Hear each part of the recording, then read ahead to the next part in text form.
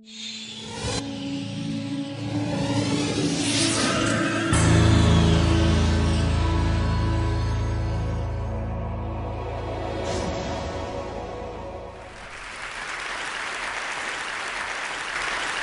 I thought I would do is I would start with a simple request. I'd like all of you to pause for a moment, you wretched weaklings, and take stock of your miserable existence. Now, that was the advice that St. Benedict gave his rather startled followers in the 5th century. And it was the advice that I decided to follow myself when I turned 40. Up until that moment, I had been that classic corporate warrior. I was eating too much, I was drinking too much, I was working too hard, and I was neglecting the family. And I decided that I would try and turn my life around. In particular, I decided I would try to address the thorny issue of work-life balance. So I stepped back from the workforce, and I spent a year at home with my wife and 4 young children. But all I learned about work-life balance from that year was that I found it quite easy to balance work and life when I didn't have any work. Not a very useful skill, especially when the money runs out. So I went back to work, and I've spent the 7 years since struggling with, studying, and writing about work-life balance. And I have 4 observations I'd like to share with you today.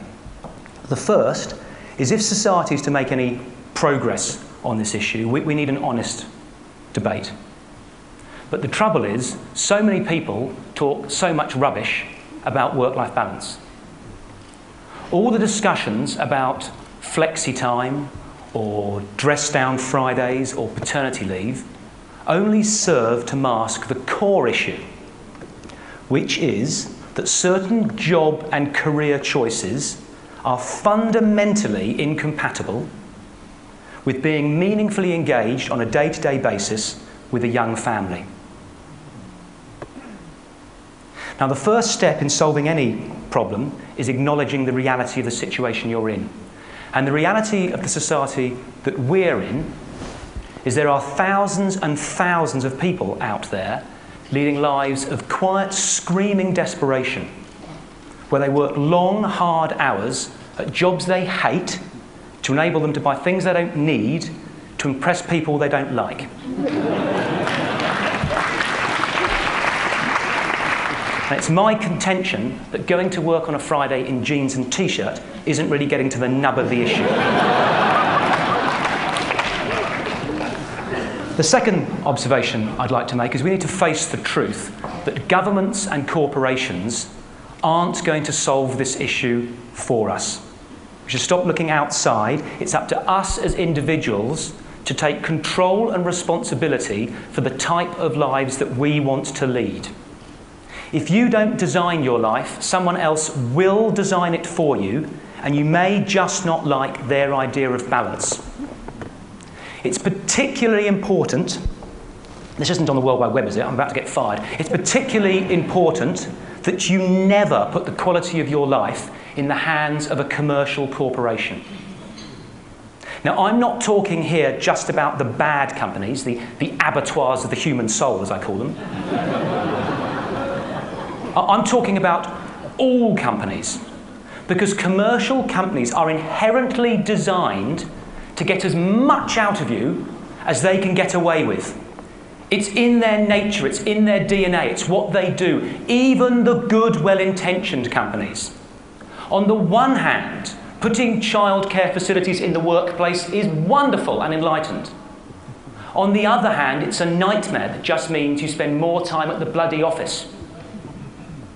We have to be responsible for setting and enforcing the boundaries that we want in our life. The third observation is we have to be careful with the time frame that we choose upon which to judge our balance. Before I went back to work, after my year at home, I sat down and I wrote out a detailed, step-by-step description of the ideal balanced day that I aspired to. And it went like this. Wake up well rested after a good night's sleep. Have sex. Walk the dog. Have breakfast with my wife and children. Have sex again. Drive the kids to school on the way to the office. Do 3 hours work. Play sport with a friend at lunchtime. Do another 3 hours work. Meet some mates in the pub for an early evening drink. Drive home for dinner with my wife and kids. Meditate for half an hour. Have sex. Walk the dog. Have sex again. Go to bed.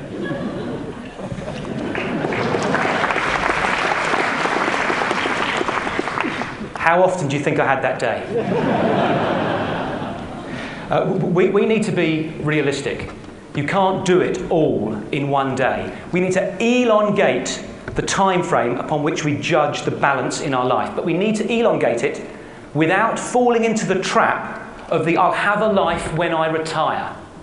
When my kids have left home, when my wife has divorced me, my health is failing, I've got no mates or interests left. A day is too short, after I retire is too long. There's got to be a middle way. A fourth observation. We need to approach balance in a balanced way. A friend came to see me last year, and she doesn't mind me telling this story. A friend came to see me last year and said, Nigel, I've read your book and I realised that my life is completely out of balance. It's totally dominated by work. I work 10 hours a day, I commute 2 hours a day. All my relationships have failed. There's nothing in my life apart from my work. So I've decided to get a grip and sort it out. So I've joined a gym. Now, I don't mean to mock, but being a fit 10-hour-a-day office rat isn't more balanced, it's more fit. Lovely, though physical exercise may be, there are other parts to life. There's the intellectual side, there's the emotional side, there's the spiritual side. And to be balanced, I believe we have to attend to all of those areas, not just do 50 stomach crunches. Now, that can be daunting, because people say, bloody hell, mate, I haven't got time to get fit. You want me to go to church and call my mother? And I understand, I truly understand how that can be daunting. But an incident that happened a couple of years ago gave me a new perspective. My wife, who is somewhere in the audience today, called me up at the office and said, Nigel, you need to pick our younger son up, Harry, from school. She had to be somewhere else with the other 3 children for that evening. So I left work an hour early that afternoon and picked Harry up at the school gates. We walked down to the local park, messed around on the swings, played some silly games. I then walked him up the hill to the local cafe and we shared a pizza for tea. Then walked down the hill to our home and I gave him his bath and put him in his Batman pyjamas. I then read him a chapter of Roald Dahl's James and the Giant Peach. I then put him to bed, tucked him in, gave him a kiss on his forehead and said, good night, mate, and walked out of his bedroom. As I was walking out of his bedroom, he said, Dad? I went, yes, mate. He went, Dad, this has been the best day of my life. Ever. I hadn't done anything.